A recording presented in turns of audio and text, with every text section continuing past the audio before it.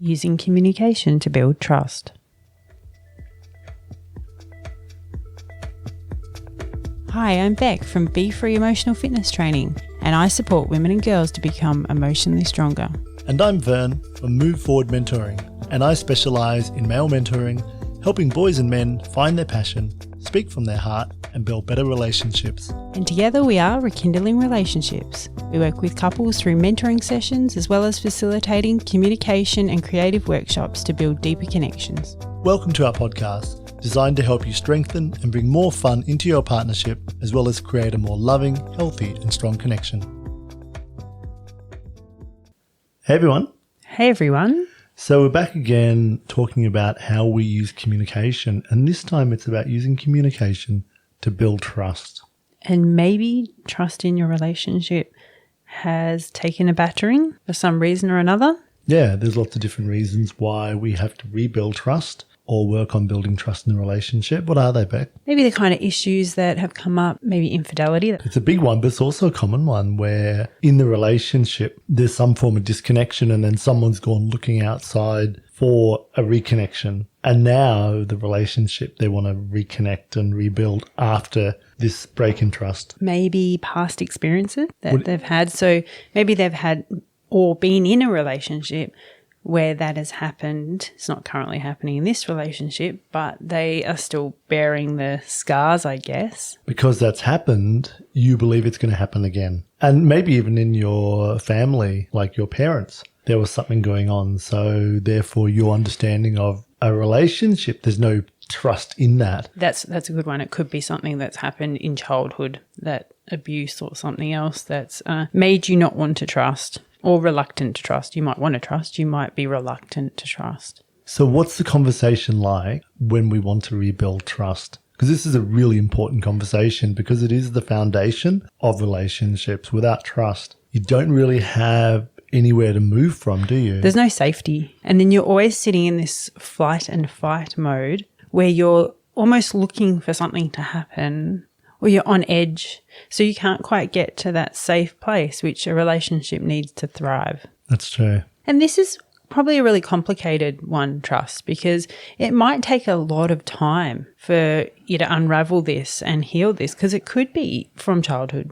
It could be from past relationships, and then you've got to work through it together. I guess that's the most important, isn't it? You have to do it together. It is a conversation that happens together. Say it's the other person has the problems with trust, then you've got to be able to sit in that space and support them. Or you've got to trust your partner to sit in that space and support you. This is pretty tricky if you've had past experiences of not being able to trust in a relationship. If you've been in a relationship where there's been infidelity, you're now worried that's going to happen again. That can taint your experience. That can taint the way you actually connect with that person. You might not fully trust them, but they might not know that. So if this has happened to you before, and then it's really important to maybe voice that, is to actually have that conversation and say, hey, look, in the past, this happened to me, and this is how it made me feel, and it made me feel unsafe. So what I need now is I need help to feel safe in this relationship. This is not because you've done anything, but this is from my personal experiences. So maybe there's an ownership over and an awareness of the way we might be acting and reacting in a relationship if we know that we've had some sort of breakdown in trust in the past. Yeah, that takes a lot of self-awareness, doesn't it? Yeah, because otherwise we are going to project it onto the other person. We're going to get triggered all the time. Every time the person leaves the house or picks up their phone or does something, you'll be like, ooh, hang on, what's happening here? But that is because we have this past story, yeah. Like getting in the way. So actually, maybe if you are being triggered by your partner, there's a moment there to go, okay, hang on a second. Are they actually doing something, or is this coming from me? Am I projecting at the moment? And maybe that's giving them the benefit of the doubt that they're not doing something. Yep. That's sometimes easier said than done when your head gets carried away. And you've had experience with this, haven't you? Mm-hmm. And it is that being vulnerable and having this conversation and saying, my fears are this. That's sometimes hard for the other person to take on because they might feel like they're being accused of doing something wrong, and they're not doing anything wrong, but they may feel accused of doing something wrong. So that takes for the other person to be really good at holding space and not take it personally. And I think we've had this sort of problem in our relationship of trust. There were some shaky beginnings and some break of trust. And what that's meant is that I have to work a bit harder now to make sure that you feel trusted. And I've got to be aware of how I do things and let you know what I'm doing so that you don't overthink it and then create a story. It does take a bit of patience and time to rebuild that, doesn't it? I feel like that's, as we're working on this over time, it's got better and better. Absolutely, yeah. It's a tricky conversation to have, isn't it? Because you don't want that other person to feel like you're blaming them or you're accusing them or you're looking super insecure and needy. So it's a really tricky one I've found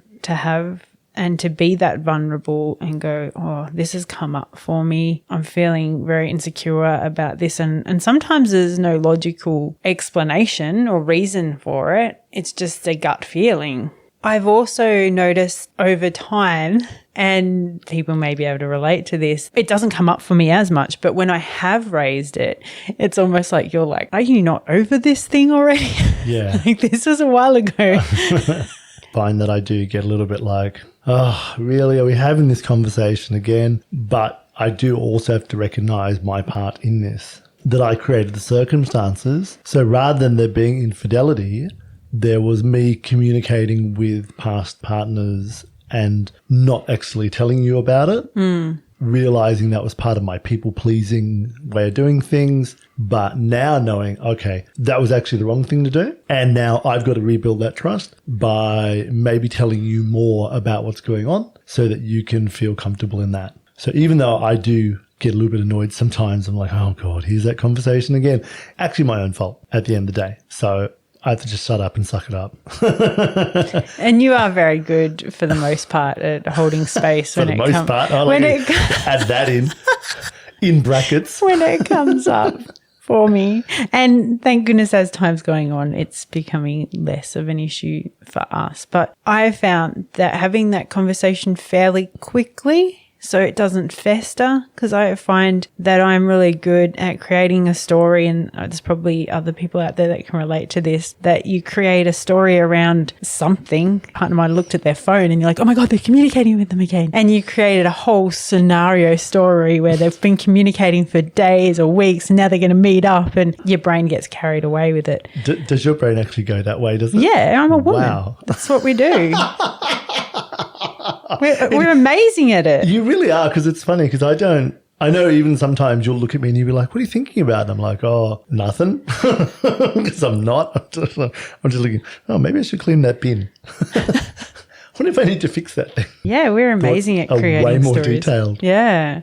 So, and maybe that's a good thing to actually express, because that's sometimes the disconnect in the way different people do things. Knowing that your partner might be just creating this incredible scenario situation with all the different people and all the different things going on, knowing that your partner might be heading down that way, and it's not their fault in a sense, it's just the way their brain works, then you as the partner in that relationship can go, oh, okay, I need to actually have this conversation because this will help my partner process this better. They won't have to go down this path of many stories. They can just actually go, oh, okay, that's what it is, and let it go and move on. And ultimately we want our partner to feel safe, because that's the way the relationship thrives. So whatever we can both do to make that happen, and it does mean that we do have to have these conversations, be vulnerable, talk about your fears, but also be good at holding space when your partner does do that, and try not to feel like you're being accused,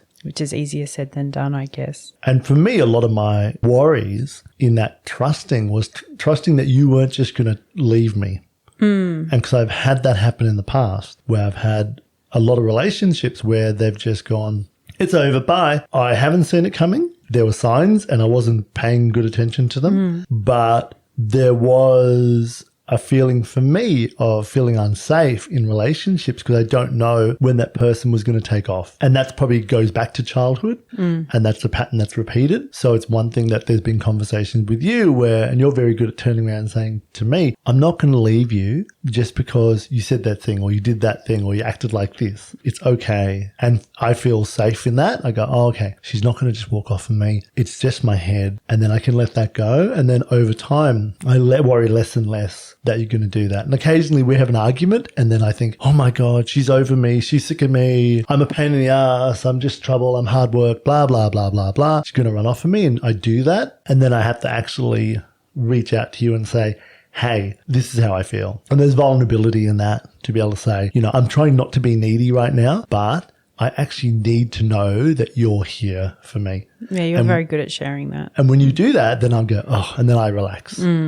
And then there's less that sort of anxiety and that escalation of feelings. I think that's another important conversation, isn't it? Is talk about commitment. If you're feeling unsafe in this relationship, you want to know that this person's committed to it. And so that's a conversation in itself, isn't it? Oh, definitely. It's a really important conversation. Should be happening fairly early on in that sense of what are we committing to in this relationship? In the first stages, it might be, I'm committing to just be with you and nobody else. Then it could be, I'm committing to building a family with you, building a life with you. But for both people to know exactly where the other person stands.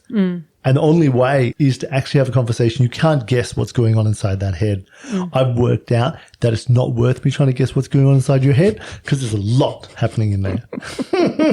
It's a messy, messy place. I am a woman. There is a lot going on. There's a way hell of a too lot much happening. half the time. It's so funny because you probably spend a lot more time in that emotional relationship space thinking about all those things than I do. And I spend way more time in my business head creating, planning, organizing than you do. And we have to actually have conversations to realize that's where the other person, you're not thinking about business. I'm not thinking about the relationship all the time. I do think about the relationship, but I probably put it in that priority of, oh, okay, we need to do something about this thing now. People that have had their trust betrayed, I don't want to say trust issues because I feel like that's a label that people get stuck with. I'm going to say that they've had their trust betrayed, and that happens in life, unfortunately, whether it be by a parent or a friend or a lover. Yeah. But it's something you can work through with the right person. I think that when they have had their trust betrayed, they have commitment concerns. Ooh, good. Commitment concerns. I like that. Yeah, so they're often a little bit scared to commit. And so that's another thing that you might have to work through with them because they want to feel safe enough to commit to you. Definitely. Obviously, you're not going to commit to them if they're not committing to you. And so that was a conversation we had to have too, really, wasn't it? Yeah. Because there was a few commitment concerns. So, it was both of us kind of having that conversation about where do you want this to go? How committed to it are you?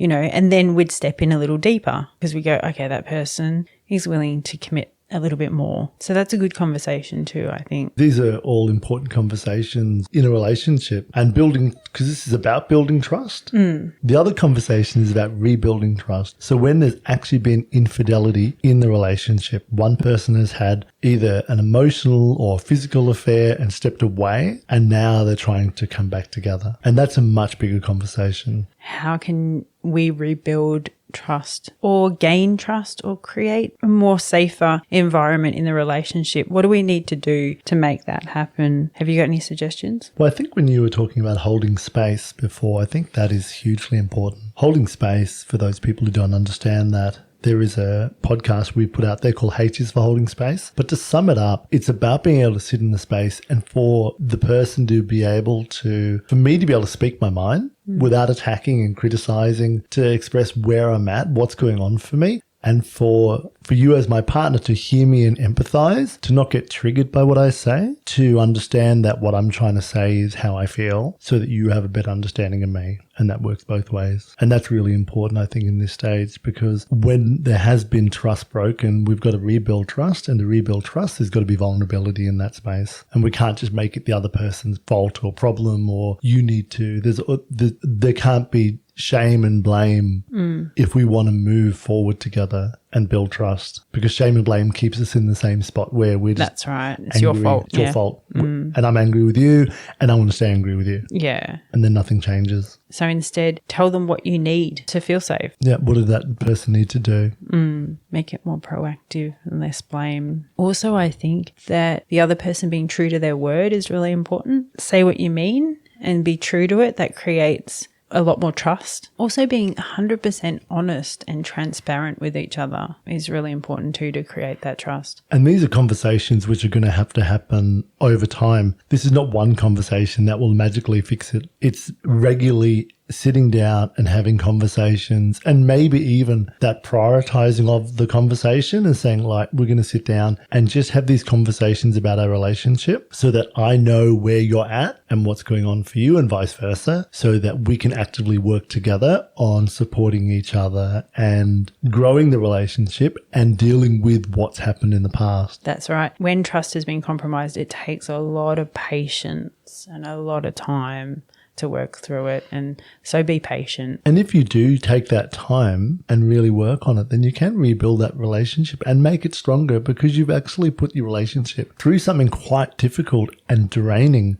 And to come back from that and to really work harder could make your relationship even stronger than before. And quite often you haven't just worked on an issue between the two of you. You've worked on an issue between, that's come up, or you've carried on from past relationships or being a child. So you've worked through quite this significant chunk of areas of trust that you need to already have worked on before you got into the relationship. So I think having that time and patience and energy put into it, like you said, you'll come out stronger because you've let go of a lot of old stuff. That's a really interesting point, that if this stuff that's come up in this relationship is just a repetition of a past story, then what you're doing is together you're helping heal that aspect of the relationship, but also of each person who has been through it, so that they've actually got an opportunity to move forward better. Because you might have had this happen in a past relationship and nothing has ever been done to salvage it or communicate about it. So people have just gone their own ways angrily. Yeah. And you've held on to a story. Yeah. And there's resentment and there's all this stuff. And you still always held take on. it with you. Yeah. You don't get rid of that until you actively do something about it. So working through it together, you grow as a person and as a couple. So Bec and I are putting together an online course for couples and parents, and it's something that we were able to do through a grant through our local council. We would love your feedback. We have a link to a survey